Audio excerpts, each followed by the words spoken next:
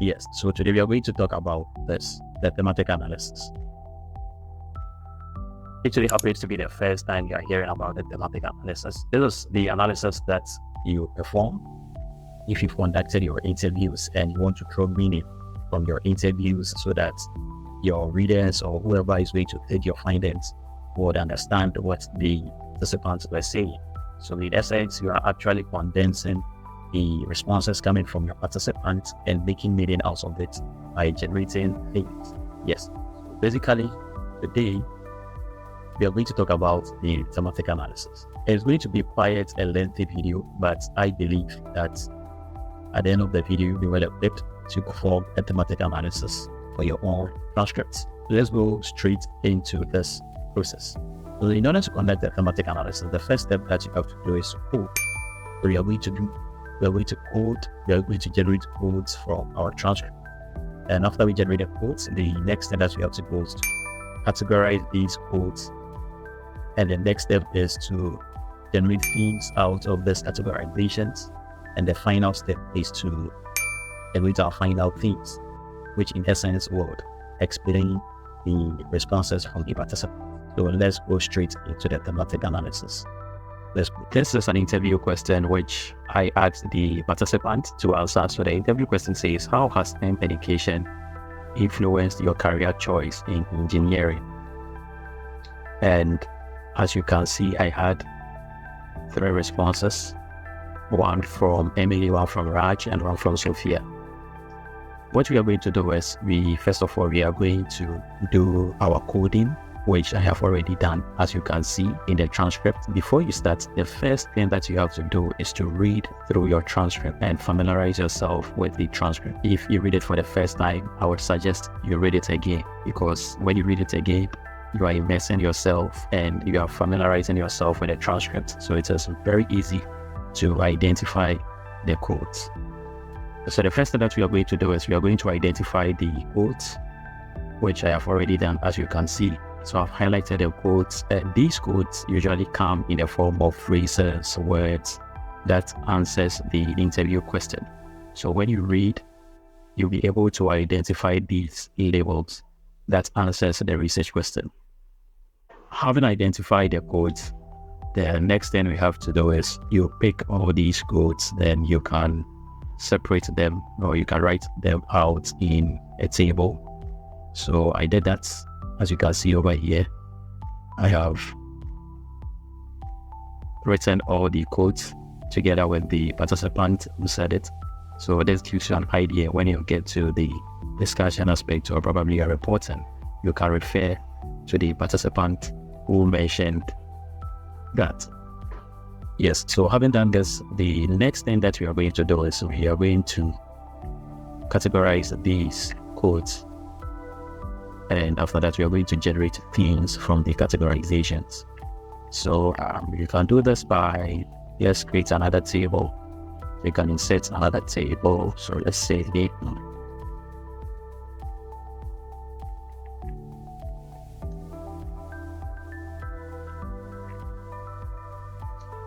let me create another table.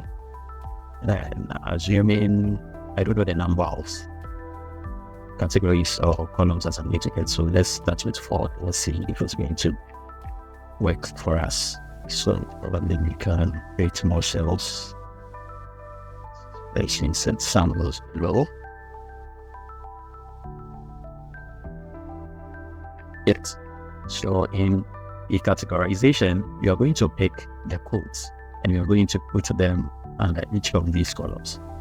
So we'll start with the first participant. We'll pick the code. We'll pick the first code and put it in one. So let's leave the first row blank, since we are going to use that to identify the theme after we've seen the similarity between the codes. So let's leave that part blank. So here, let's paste the first code, which is exposure to hands-on science, experimental math. The second one is problem solving and innovation. So when you go to the second code, what you must ask yourself is, look for similarity, look for the pattern. Is it the same as the first one? If it's the same, then you put it under the same column. But if it is different, you put it under a different column. So that is how you do your coding. So the second one says problem solving and innovation. You ask yourself, is this similar to exposure to hands-on science and experiment? It's not the same, so we put it under a different column. So problem solving and innovation will fall under a different column. And the next one is strong foundation in critical thinking and analytical skills. That's one. That's it.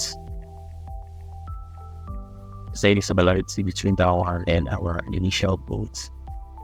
Say the similarity between that one and our two codes. If there is no similarity there, that means it must fall under a different column. We ask ourselves, strong foundation in critical thinking and analytical skills. This one, you can see that it's fall under problem solving and innovation. So we can put it under problem solving and innovation because there is some similarity in that. Because when somebody has critical thinking or analytical skills, it's keen to somebody trying to solve a problem or being innovative. So we can put this and categorize them in the same column. So the next one is the encouragement and success, which is quite different from the other codes generated, but this one to fall under a different column. Then the next one is practical applications of maths and science. So now we are done with the first person, we're coming to the second participant. So the first code from the first participant is practical applications of maths and science. Is there any similarity between its practical applications of maths and science? We can put it under exposure to hands-on science experiment, because we are talking about science and maths experiments. Yes, we have science and maths besides. Whereas when you are having practical applications, that means you expose. So we can put the practical applications of maths and science and first category. So maybe for now we can label it as category 1.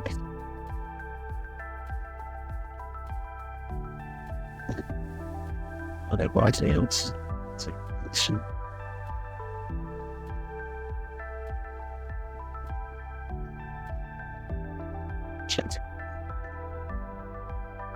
category 4. Yeah, so we have 4 categories.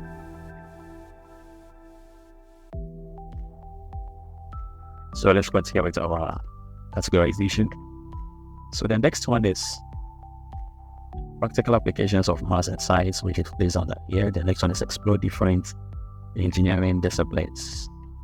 Yes, this seems quite different from the other codes, so we can put it under a different category. So this one can category 4.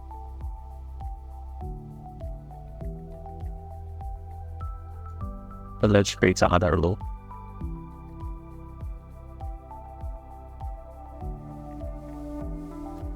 The next one is teamwork and project management. You ask yourself what of these categories can it fall under. If it cannot fall under any other category, that means you have to create a different column for that. So first of all, you have to ask yourself teamwork and project management. Teamwork and project management under skills under these problem solving, because teamwork is also has to do with skills. Project management also has to do with acquisition of skills. So I'll put teamwork and project management. The next one is mentorship programs and internships. So mentorship programs and internship, which all the categories can it fall under. Yeah, so with this one, I can say it can fall under encouragement and success, because internships, yes, it can fall under this one. Mentorship programs, in essence, there's also a way of achieving success in your career. So I can put it under this one. Next one is real-world engineering problems. So with real-world engineering problems, that means that the person is speaking about exposure. So being exposed to real-world engineering problems. So I'll fall under this. exposure to yes, so it's not falling under this. The next one, advanced placement courses. We come with advanced placement courses and advanced placement courses. Yes, so this one can fall under very different engineering disciplines. And then encourages opportunities and networks can fall under mentorship programs, because it's an opportunity for you to get trained as well as also get opportunity to network with other people in the STEM field. And so that one can also for mentorship.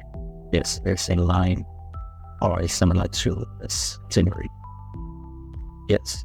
So having done this, we are done with our categorization. So the next step is to find a theme which can represent the codes, the categories. So we're going to find a theme which can represent the categorization of these codes. First one, you have to watch exposure to hands-on science experiments, practical applications of math and science, robot engineering. So this one, it depends on you, the kind of theme that you want to go with. The things are in this first category, practical experiences. Yes, I think this is fair, practical experiences. Because exposure to us is practical experience, practical applications, so our neighbors. Yeah, so I think the practical experiences is fine for this category. So the next category, problem solving and innovation, strong foundation, critical analytical skills, teamwork and project management. So with this one, I will it's basically talking about skills. So I'll name it skills development. Okay.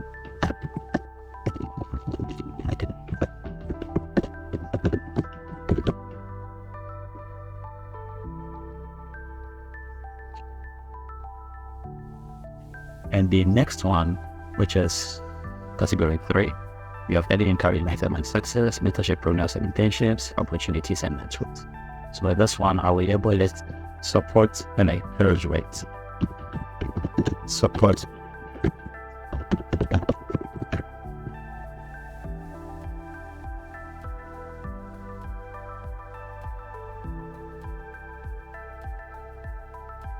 And the last category, we have explored different engineering disciplines and advanced placement courses. This one too, I will label it the exposure and exploration. Exposure and exploration. Yes, so these are the themes that we generate from the categorization. So after you are done with this, the next step is to come up with the final theme generation. So you are going to go back to your research question and read and see if the themes that you've generated answers the interview question or research question. So how has STEM education influenced your career choice in engineering? So per the themes that we generated, practical experiences influence the acquisition, skills development, support and encouragement, and exposure and exploration if you ran your decision in engineering. So the next step that you're going to do is you're going to come up with a final theme which will truly reflect the response that we need for the research question. So practical experiences is fine, but I have to come up with a theme that in essence will capture the thoughts of all the respondents. So with this one, I can, instead of, so I can make the third theme. So my first theme, instead of the practical experiences, I want something that can reflect all the responses, that will capture the essence of each of the responses. So according to the first participant, he said exposure to hands-on science experiment and math. Second said practical applications of math and science, and third said real-world engineering. So I can make this one hands-on learning experiences and applications. So I can make this one hands-on learning, hands-on learning and practical applications. Hands-on learning and practical applications. So now let's watch this theme closely. You can see that it captures the responses that we receive. exposure to hands-on science experiments, hands-on learning, and practical applications. Real-world engineering has to do with hands-on learning and practical applications. That is why it is very important that after you generate your initial themes, you come up with a final theme that in essence can capture all the responses that you received, so that nobody will be left out from the theme generation. By so doing, when you're reporting, it becomes very easy to also report your findings. So the second theme,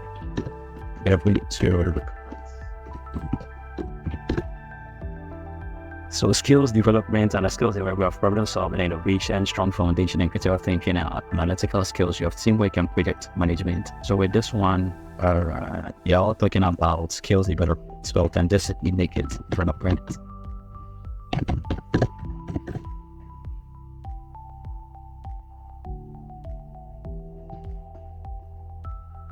Of essential skills.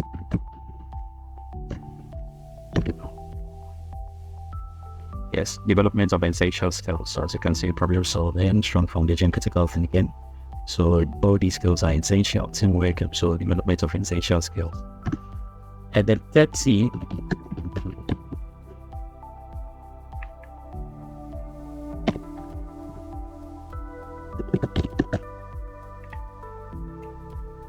support and encouragement of early encouragement and success, mentorship programs and internships, opportunities and lectures. So with this one too, I will have to even put it mentorship and support.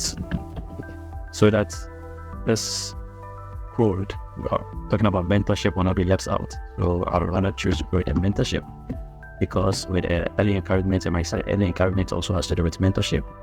We have mentorship programs, so for them like mentorship, opportunities, and metrics has to do with support that they are getting.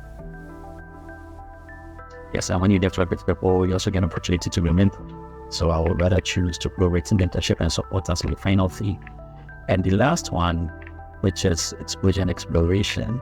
So I want a single thing which can reflect both explore different engineering disciplines, advanced placement courses, life of skill.